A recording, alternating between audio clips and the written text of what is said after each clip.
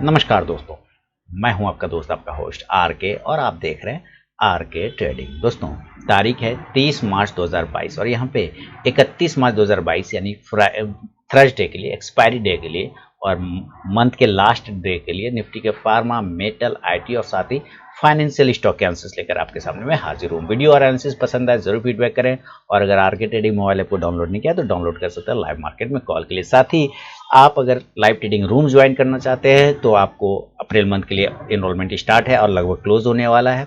आप मेरे mobile app या फिर मेरे वेबसाइट rktrading.online के थ्रू भी एनरोलमेंट ले सकते हैं। तो चलिए शुरुआत करता हूँ निफ्टी के फार्मा, मेटल, आईटी और साथ ही फाइनेंशियल स्टॉक। फाइनेंशियल वाला में सबसे पहले बजाज फिनसर्व और बजाज फाइनेंस के बारे में बात कर लूँ। जिन लोगों ने भी कल का एनालिसिस देखा होगा पैसा जरूर बना होगा। बाकी और भी चीजें देख लेते हैं, पहले फार्मा से स्टार्ट करते हैं। फार्मा में मैं कल भी बताया था 13,800 हमारा हर्डल है। अगर इसके ऊपर की क्लोजिंग होती है तो 14,000 हमारा फिर नेक्स्ट टारगेट बनेगा और इस कंडीशन से आपको फार्मा में अच्छा बेनिफिट बनेगा। लेकिन 13,800 की क्लोजिंग चाहिए, जब तक उसके ऊपर वो क्लोज नहीं करेगा तब तक मूवमेंट नहीं है। प्रॉफिट बुकिंग, चूंकि ये हायर जोन पर है तो प्रॉफिट बुकिंग नेसेसरी है। कल अगर वापस 13,700 के नीचे गिरता है तो फार्मा में और गिरावट आ जाएगा या प्रॉफिट बुकिंग आ सकता है। तो एस्ट्राजेनेका पे नजर रखिए, देखिए ये लोअर इन की तरफ आने की कोशिश कर रहा है। मैंने आप लोगों को सेल का लेवल इसमें बताया हुआ है। आप लोग सेल घबराना नहीं, 2560 के नीचे, 50 के नीचे सेल करिएगा 2500 के टारगेट के लिए। और विंडो फार्मा 3% का लगभग आज गिरावट था, 2.5% पे आके क्लोज हुआ है। तो यहाँ कंटिन्यू फॉल है, यहाँ से ये कंटिन्यू फॉल है।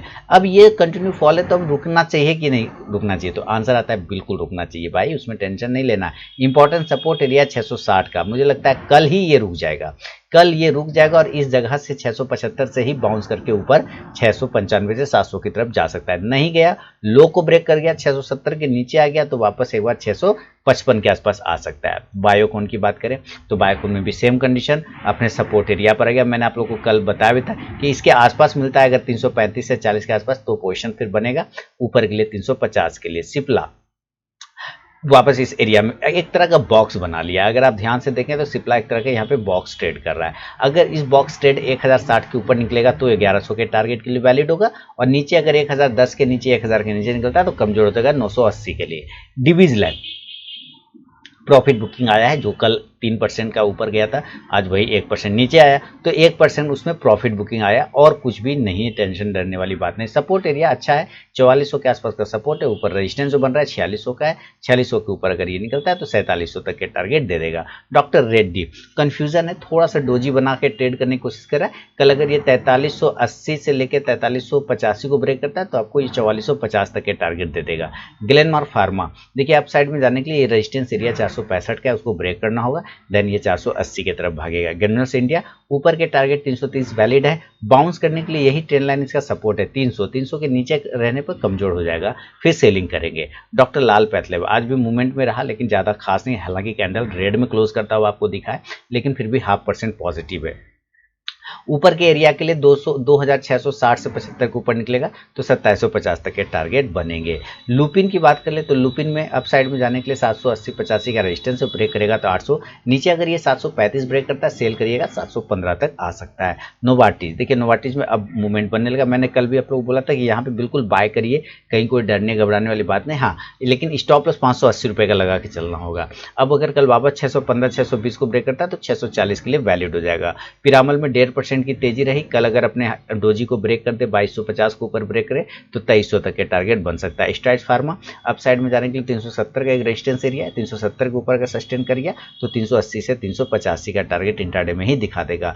सन फार्मा वापस से देखिए जोन में फंस गया, 925 से 27 का जोन है, उसके ऊपर निकलेगा तो 940 के टारगेट आपको इंट्राडे में दिखाएगा। टोरेंट फार्मा की बात करें तो ये तो शानदार मूवमेंट में चल रहा है टोरेंट फार्मा। अभी आप यहाँ से देखेंगे तो भी एक रेजिस्टेंस एरिया जिसको ये ब्रेकआउट के लिए तैयार है, 2850 के ऊपर निकलेगा 2900 के टारगेट आपको देगा। वोकट फार्मा नीचे के लेवल पे आ गया तो कोई दिक्कत वाली बात नहीं। देखिए जितना नीचे मिले उतना अच्छी बात है, अगर पोजिशनली व्यू रखते हैं तो आने दीजिए नीचे, उसके बाद उसको देखेंगे। कल अगर लो को ब्रेक करता है 274 को तो 200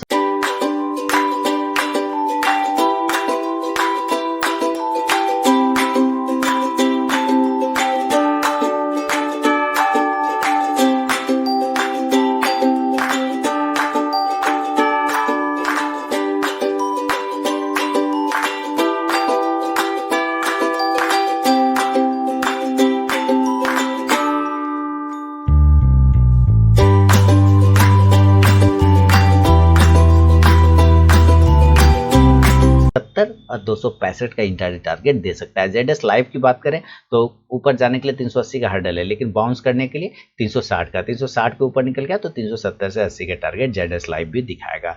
तो ये था दोस्तों निफ्टी के फार्मा स्टॉक पे व्यू। चलेंगे जरा आईटी की तरफ में, और आईटी में आईटी इंडस्ट्रीज देखिए 0.5% से ज्यादा लगभग 0.25% की तेजी रही इसमें, और अपसाइड में जो रेजिस्टेंस है वो 37,000 के आसपास में बनता हुआ दिखाई दे रहा है। नियर रेजिस्टेंस 36,800, उसके ऊपर ब्रेक करेगा तो 37,000 37,500। सपोर्ट एरिया है 36,000 के नीचे 35,900, उसके नीचे गिरेगा तो कमजोर हो जाएगा। तो बिरला स्टॉक पे नजर रखिए, अगर अपसाइड में ये 470 को ब्रेक करता है तो 480 से 85 का इंट्राडे टारगेट देगा। कोफोर्ज में तेजी बनते हुए नजर आ रही है और ये रेजिस्टेंस जोन पे कोफोर्ज आ चुका है। कल अगर कोफोर्ज ब्रेक करता है 4550 के ऊपर निकलता है तो आप पोजीशन बनाइए 4600 4650 के टारगेट के लिए। इसके अलावा हैप्पीएस्ट माइंडसेट देखिए यहाँ से बाउंस करने के लिए तेज है। मैंने कल आप लोगों को बोला था कि एक बाउंस यहाँ पे मिलना चाहिए आपको। आज हाई तो गया 1130 तक का मारा, लेकिन सस्टेन नहीं कर पाया। ऊपर के जोन पे इसको सेलिंग प्रेशर है, तो कल अगर वापस लो को ब्रेक करता है 1055 को तो सेल कर लीजिएगा, 1035 तक बनेगा। ऊपर जाने के लिए कम से कम वापस से 1100 के लेवल को ब्रेक करना होगा। एचसीएल टेक्नोलॉजी कल अगर लोअर लेवल को ब्रेक करता है नीचे के साइड में 1160-55 को तो वापस ये 1140 का इंट्राडे टारगेट देगा। पॉजिटिव होने के लिए 1180 के ऊपर निकलना होगा, देन 1200 के टारगेट। इन्फोसिस की बात कर ले 1900 का लेवल तो आज अचीव हो गया दोबारा से। अब जो रेजिस्टेंस है वो है यहाँ बड़ी वाली कैंडल, इस कैंडल का हाईएस्ट जोन 1920, उसके ऊपर निकलता है तो 1940 तक के टारगेट आपको दिखा सकता है। जस्ट डायल की बात करें, जस्ट डायल लोअर लेवल पे देखिए 700 के नीचे आने पे कमजोर हो जाएगा, 680 का टारगेट देगा। बाउंस करना है तो 740 के ऊपर इसको निकलना पड़ेगा। एलएनटी इन्फोटेक अच्छा पोजीशन बना, मैंने आपको शॉर्ट टर्म कॉल भी एलएनटी इन्फोटेक में दिया हुआ था। वापस से अगर ये अपने हाईएस्ट जोन को ब्रेक करता है 6330 से 35 को ऊपर ब्रेक करता है तो 6400-6450 के टारगेट देगा। माइंड ट्री में आज अच्छी तेजी रही, लगभग 4% की तेजी, और ऊपर के सारे टारगेट इसके कंप्लीट हो गए माइंड ट्री में। कल तब तक पोजीशन नहीं बनेगा जब तक ये 4500 के ऊपर नहीं निकलता है। आपको पोजीशन बनाने की गलती इसमें नहीं करना है, अदरवाइज ट्रैप भी हो सकते हैं। रेजिस्टेंस एरिया वही है, नीचे अगर थोड़ा मिलता है 44-4300 के आसपास तब दोबारा से पोजीशन फिर बनेगा, अदरवाइज अभी सपोर्ट एरिया 4300 का ही बन रहा है। एम्फासिस आज का हाई देखते हैं एम्फासिस में तो 3439 रुपए का एम्फासिस ने आज का हाई लगा हुआ है। बेहतरीन मूवमेंट, तो इसका भी ऊपर का ब्रेकआउट हो चुका है बहुत ही बेहतरीन तरीके से एम्फासिस। नेक्स्ट टारगेट जो बनेगा वो बनेगा 3480 रुपए के आसपास में। इन्फो एज में भी एक अच्छा मूवमेंट, और मैंने देखिए यहाँ से एरो लगा रखे थे कि इस एरिया से इसको बाउंस करना चाहिए, बाउंस तो कर गया। नेक्स्ट टारगेट की बात करें वो 4800 के आसपास नजर आता हुआ दिख रहा है। अगर ये हाईएस्ट जोन 4650 को ब्रेक करता है तो 4800 का टारगेट मिल जाएगा। पेटीएम में 2% की तेजी, लगभग 2.5% की तेजी रही, हालांकि खास मूवमेंट नहीं रहा, अभी ऐसे ही चलता रहेगा। कहीं ना कहीं अब थोड़ा पोजीशन बनाने की सोचा जा सकता है इसके बारे में, लेकिन पूरी क्वांटिटी नहीं लेना है एक बार में। जितना भी आपको मान लीजिए 100 क्वांटिटी लेना है तो उसका सिर्फ 20% ही इस जगह पे ऐड करना है, यानी कि 100 का मात्र 20 क्वांटिटी यहाँ पे उठाना है। इस तरह से आपको लेना है, चूंकि ये रिस्की ट्रेड है। अभी टाटा इलेक्सी के आज भी 4% से ज्यादा का तेजी रहा। देखिए टाटा इलेक्सी ने बिल्कुल फिर से दोबारा अपने हाई जोन को क्लेम कर लिया। कल वापस से अगर ये 9200 के ऊपर निकलता है तो 9500 के टारगेट बनेगा। नीचे किसी भी कारणवश अगर ब्रेक करता है लोअर जोन को 8500 के नीचे तो सेल करेंगे 8000 के टारगेट के लिए। टीसीएस ट्रेंड लाइन का एक रेजिस्टेंस है, उसी के आसपास जाता हुआ दिख रहा है, जिसका 3770 के आसपास में टारगेट दिख रहा है। उसके ऊपर क्लोज करेगा तो 3800 के टारगेट। टेक महिंद्रा देखिए जब तक 1450 के ऊपर है तब तक पॉजिटिव है, 1450 के नीचे निगेटिव हो जाएगा। विप्रो ठीक ठाक है, 620-640 का नेक्स्ट टारगेट बनेगा। नीचे आने पर उतना घबराना नहीं है, स्टॉप लॉस 540 का लेके मेंटेन कर सकते हैं लॉन्ग टर्म के लिए। तो यह है दोस्तों निफ्टी के फार्मा के बाद आईटी पे व्यू। चलेंगे जरा मेटल इंडस्ट्रीज की तरफ, और सबसे पहले मेटल इंडस्ट्रीज में 2% का गिरावट। तो ये डोजी कल बनाया था, मैंने आप लोगों को बोला था कि कंफ्यूजन है यहाँ पे, अब ये कंफ्यूज हो चुका है। अगर ये 6625-30 के ऊपर जाएगा तो पॉजिटिव होगा, और अगर 6500 के नीचे आएगा तो निगेटिव आएगा। तो देखिए इसने 6500 के नीचे आया तो निगेटिव हो गया और वहां से प्रॉफिट बुकिंग मेटल में आया। लेकिन फिर भी अडानी इंटरप्राइजेस को देखें तो ये नया हाई लगा, लगभग 4% की तेजी इसने दिखाई दिया और 2000 के लेवल को क्लेम कर लिया। अब 2000 के ऊपर दोबारा निकलता है तो फिर एक बार 2050 की तरफ जाने की कोशिश करेगा अडानी इंटरप्राइजेस। एपीएल अपोलो ये भी बहुत ही शानदार है, 935 के ऊपर कल अगर निकलता है 935 के ऊपर तो 960 के टारगेट देगा। कोल इंडिया की बात करें, कोल इंडिया में जो लेवल दिख रहा है अब जी नीचे, अब ऊपर का काम तो कंप्लीट हो गया, नीचे कहां तक आ सकता है? वो वापस अपने सपोर्ट एरिया 175 से 170 के पास में आ सकता है। हालांकि 170 नहीं आना चाहिए, अगर ब्रेक कर गया अपने लोअर जोन को 182 को तो ज़्यादा 180 से 178 का टारगेट देगा। हिंडाल्को की बात करें 5% का गिरावट, सपोर्ट एरिया 580 की तरफ आ सकता है। कल अगर अपने लोअर लेवल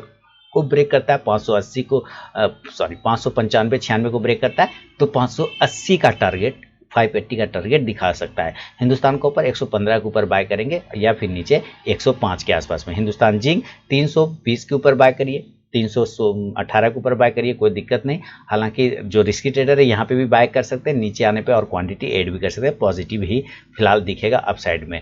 जिंदल स्टील की बात करें तो कि यहाँ पे थोड़ा सा जिंदल स्टील क्या कर रहा है, कंसोलिडेट कर रहा है। एक्चुअली इसको कंसोलिडेशन एरिया नहीं बोलते, इसको बोलते हैं डिस्ट्रीब्यूशन एरिया।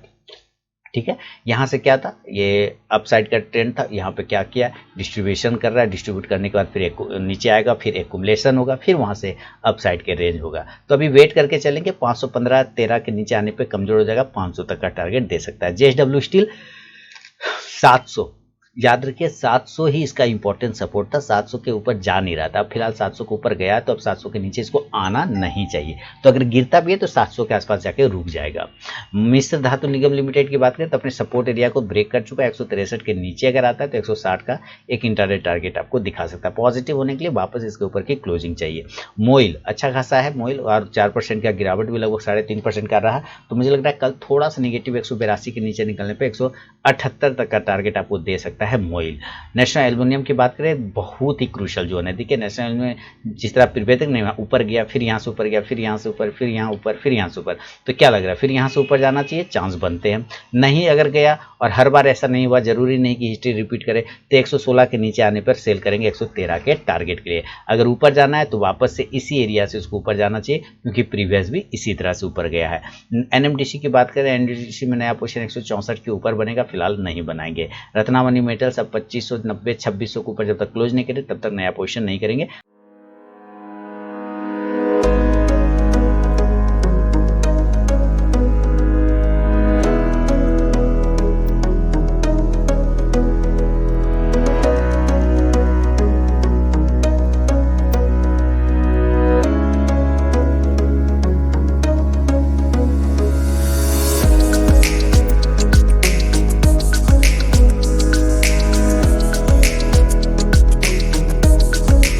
अभी कंसोलिडेशन रहेगा, 2450 के नीचे सेल करेंगे, 2400 के लिए सेल 97 पर आ गया।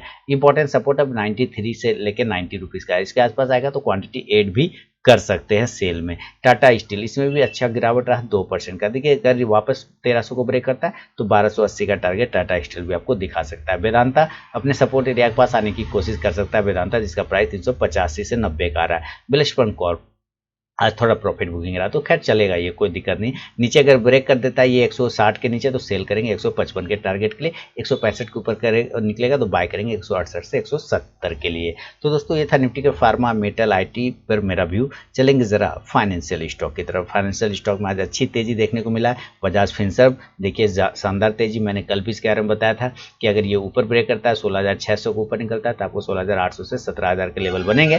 17,300 का लेवल इसने आपको दिखाया है, तो इधर का काम फिनिश हो गया, अभी फिलहाल अवॉइड कर देंगे, कुछ नहीं सिर्फ प्रॉफिट बुकिंग कीजिए। बजाज फाइनेंस मैंने 7100 के ऊपर बाइंग बताया था, 7100 के ऊपर बाय करिए 7200 के टारगेट के लिए। आज का हाई देखिए तो 7275 का इसने हाई लगा दिया, तो इधर का भी काम फिनिश हो गया। कल अगर ये इसी हाई जोन को ब्रेक करता, क्योंकि यहाँ पे एक रेजिस्टेंस है, अगर इस रेजिस्टेंस एरिया को ये ब्रेक कर गया 7275 से 80 के ऊपर अगर निकलता है तो 7400 के टारगेट फिर नेक्स्ट में आपको दिखाएगा। चोला फाइनेंस शानदार मूवमेंट है, 735 से 40 के ऊपर ब्रेक करेगा तो 750 के target. India bull housing finance थोड़ा अवॉइड कर लेंगे, सिर्फ रिस्की ट्रेडर लोग एंट्री कर सकते हैं। एलआईसी हाउसिंग फाइनेंस देखिए कंसोलिडेट कर रहा है, एक एरिया पे ये कंसोलिडेट कर रहा है, ब्रेकआउट का वेट कर रहा है, और एक रेजिस्टेंस एरिया अगर इसके ऊपर 370-68 को ब्रेक करता है तो 380 की तरफ भागेगा। एलएनटी फाइनेंस आज भी प्रॉफिट बुकिंग, नीचे 78 का सपोर्ट है, यहाँ तक एक बार वापस आ सकता है। मन्नपुरम फाइनेंस बाय ऑन डीप करेंगे, long term stock portfolio stock बना के। एमएनएम फाइनेंस की बात करें, देखिए जब तक 160 के ऊपर नहीं जाए तब तक पोजीशन नहीं बनाइएगा। मुथूट फाइनेंस में आज तेजी रही, मैंने इंट्राडे कॉल दिया हुआ था अपने मोबाइल ऐप और आरके ट्रेडिंग पर, सारे टारगेट डन हो गए। 1307 रुपये 1307 का मेरा टारगेट था, फाइनल 1319 का इसने हाई लगाया, जबरदस्त मूवमेंट इसने दिखाया। और कल क्या कर सकते हैं, तो कल वापस अगर 1290 के नीचे ब्रेक करेगा तो 1270 का टारगेट देगा, ऊपर 1320 को ब्रेक करेगा तो 1340 से 50 का टारगेट देगा। ऐसा ट्रांस में थोड़ी प्रॉफिट बुकिंग 1140 के ऊपर नया पोजीशन बनाएंगे, इसी एरिया पे आके बार बार रुकता है तब 1160 का टारगेट बनेगा। तो दोस्तों ये था निफ्टी के फार्मा, मेटल, आईटी और साथ ही फाइनेंशियल स्टॉक में अपना व्यू। पसंद आया तो जरूर फीडबैक करें। टेलीग्राम चैनल ज्वाइन कर सकते हैं या फिर RK trading mobile app android version को डाउनलोड कर सकते हैं। और अगर आप स्विंग ट्रेडिंग ग्रुप में ऐड होना चाहते हैं जहाँ पे मैं स्विंग ट्रेडिंग कॉल प्रोवाइड करता हूँ, तो आप मेरे लिंक के थ्रू अकाउंट ओपन कराए, फायर, सेलाइज, ब्लू, एंजल 1, जेरोधा, किसी एक में देन मैं आपको अपने स्विंग ट्रेडिंग ग्रुप में ऐड कर लूंगा। तो चलिए दोस्तों मिलूंगा नेक्स्ट वीडियो में, तब तक के लिए बहुत बहुत धन्यवाद।